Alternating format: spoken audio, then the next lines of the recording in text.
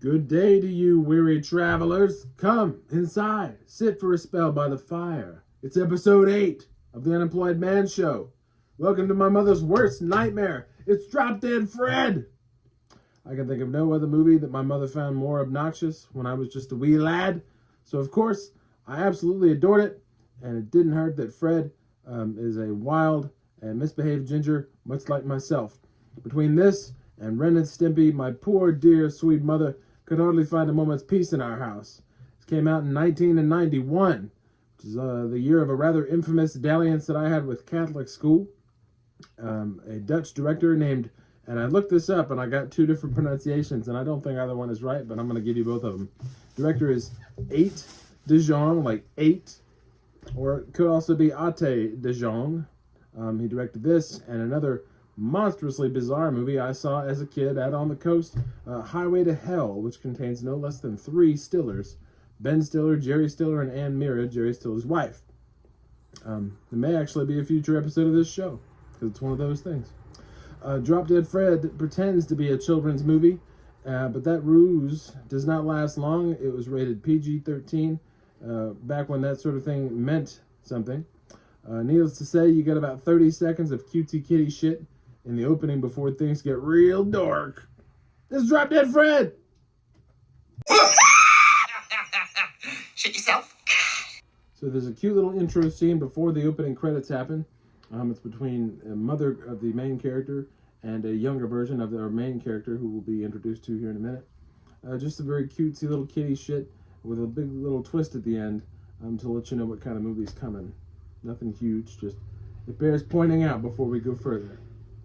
She told you to piss off. What are you, deaf? We get a very nice opening animated credit sequence. It's very reminiscent of the one that we got in Honey, I Shrunk the Kids, except where that one was very professional looking and well done. This one is intentionally amateurish and childish looking, which fits with the theme of the movie. Now we meet our main character, Elizabeth, who is played by Phoebe Cates from the Gremlins movies and Fast Times at Ridgemont High. She is the grown-up version of the little girl from the intro part of the movie. We see her spying on her goofy white asshole boyfriend Charles, who's played by Tim Matheson. Elizabeth starts out as a very fragile, soft, neglected, welcome mat sort of character for everyone in her life, for her husband, her overbearing mother, her boss, etc. The husband character is remarkably sleazy and manipulative. Throughout the first day in the movie, her car gets stolen while she's on the phone with her friend, who we later find out is played by Carrie Fisher. She loses her job and her car and her husband all in one day, so she's not having a great day when we meet her. We're then introduced to the male romantic lead, who is played by a very likable guy named Ron Eldard. He reminds Elizabeth about the existence of Drop Dead Fred, kind of at random when they meet on the street. She has long forgotten about Fred in her adulthood. Carrie Fisher is the best sane character in the movie, of which there are very few of those. But her character is very sexually liberated and independent, and I like her a lot. We now meet Elizabeth's mother, who is a blatant, emotionless sociopath. She's played by Marsha Mason. She stumbles upon a locked jack-in-the-box where Fred has been locked away inside for 20 years. The movie wastes very little time getting Fred into the plot. It's almost in a bit too much of a hurry. In the beginning, the tone of the film and its music both treat Fred like he's like a mythical monster of legend, and that's done really well, and it's really creepy too. So you got me so far, and more than in just the kiddie ways that I used to love this movie. So let's see. You could harpoon Charles straight through the head, drag him back to the apartment, and then hit him with the hammer till he agrees to come back. So of course now one thing leads to another, and the jack-in-the-box that is taped shut magically finds its way open, and we're introduced to Fred. He is very much a character in the mold of a Beetlejuice, who he was clearly created to compete with Robin Williams' Genie from Aladdin, and he's almost on the same level of zany craziness as Jim Carrey's Mask performance, except Fred is far more interested in dog shit and making a huge mess instead of getting laid like the Mask was. Fred is just 100% your id, which is probably why I love him then as I do still now. You know, a thought just enters his mind, and he just does it without a moment's thought, and there is something kind of admirable about that in a way. Some of the imagery in this movie is absolutely nightmarish And there are several moments where Fred is essentially just a sex criminal. He is constantly childish and physically assaults Elizabeth regularly. Like in this one scene where Fred grows agitated after Elizabeth tells him that he's never been helpful to her. So he kicks her in the shin and runs screaming out into the street, where he's immediately hit by a fire truck and disappears screaming. I love this movie.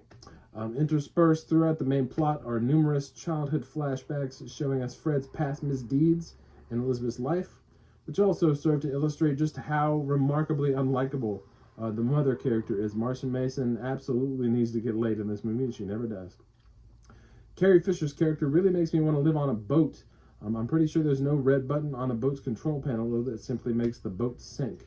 That's a scene that happens here. Fred and Elizabeth find themselves on Carrie Fisher's boat, and of course it gets sunk. After this, there is a very curious scene with Carrie Fisher being confronted at work about her boat, her houseboat, her home, having sank into the river. And then she freaks out and attempts to murder Fred, who, as far as she knows, is an imaginary person, a hallucination that her friend is experiencing. She does this right outside of a big business meeting that she was literally pulled out of to address the situation. Apparently Fred is responsible for sinking her houseboat, so I guess that does something to somebody that I can't possibly understand. I think every person in this movie is mentally ill in some way or for some amount of time. Even the nice guy, the Mickey, who is the male romantic lead, is enably as a motherfucker, though admittedly I can relate to his feelings about the modern dating scene. So I suppose I can forgive him just a little bit. But everybody in this movie is friggin' crazy. You don't throw spaghetti in my restaurant. There's not a whole lot of plot in this movie. It's a lot just Fred following Elizabeth around and causing a ruckus everywhere they go together.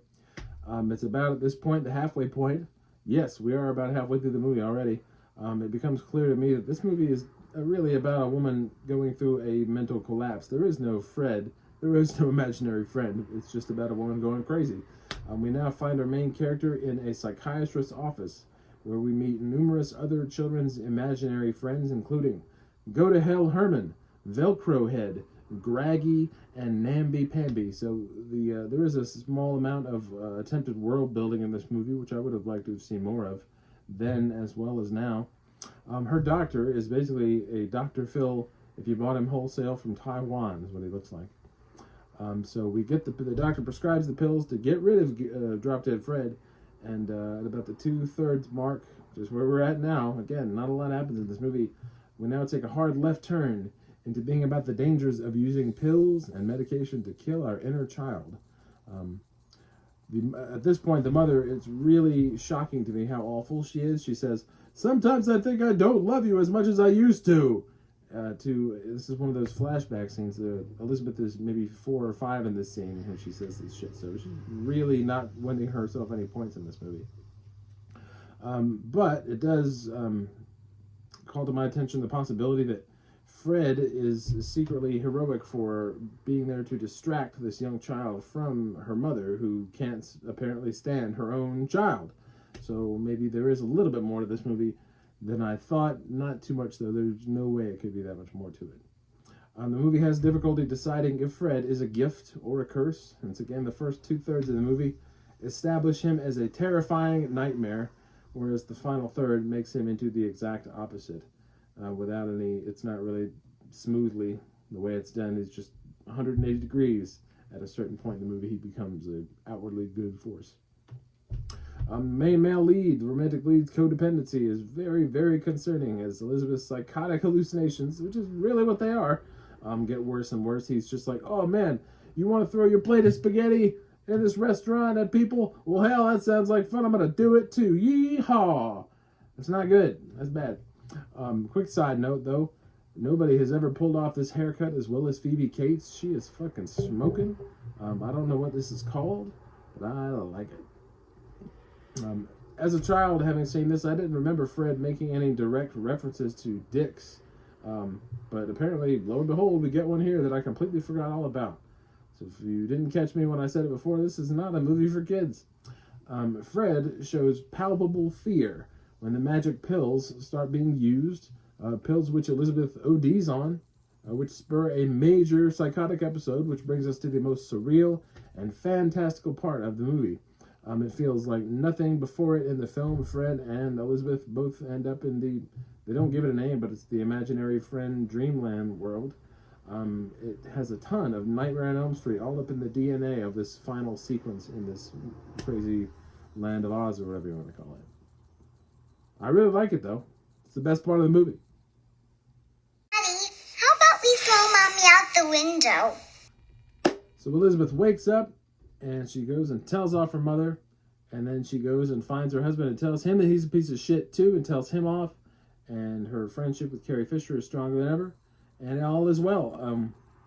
We see that Drop Dead Fred has disappeared from her life and is now the imaginary friend to another child down the street. So the possibility for a sequel was there, and it would have been nice. And that was Drop Dead Fred. I still like it a lot, in a lot different ways than I used to, which is becoming a theme with these movies. They're not good, but there is a lot to like about them, and they appeal to me a lot. The spirit of chaos and anarchy in this movie is one that I hope I can relate to until the day I die. So this dreamland sequence works really well as a callback to the previous scene in the movie, where Elizabeth tells Fred that he's never helped her in her life, and he takes offense to that and runs out into the road and gets hit by a truck. Not only do we see in flashbacks how Fred has been a distraction to Lizzie or Elizabeth when her mother has been at her most terrible and awful, but then here at the end of the movie, Fred is doing more to help her than anybody else has ever in her life. So apparently Fred is now a completely different character. He's gentle and sweet just for this final goodbye sequence, except he does require her to kiss him before she's able to return from this dream reality to the real world, which is a little iffy. But Rick Mayall, who plays Fred, could have had a tremendous career as a serious actor. This movie teases a sequel, which, unlike a lot of other undeservedly confident movie failures from the 90s, which this definitely is, make no mistake, I firmly believe it should have gotten a sequel. There was talk of a remake several years ago with Russell Brand, which did not excite me that much at all. But I would have loved to see a sequel. Or at least I would have loved to have seen Rick Mayall live past 56. He was a very huge contribution to the British comedy scene in his lifetime. I'll be back in a moment with your pill. And now we're back to reality. I had an interview the other day that seemed to go really well. So this may soon become the Gainfully Employed Man show in the very near future. Cross your fingers for that one for me. Having a job again would be great.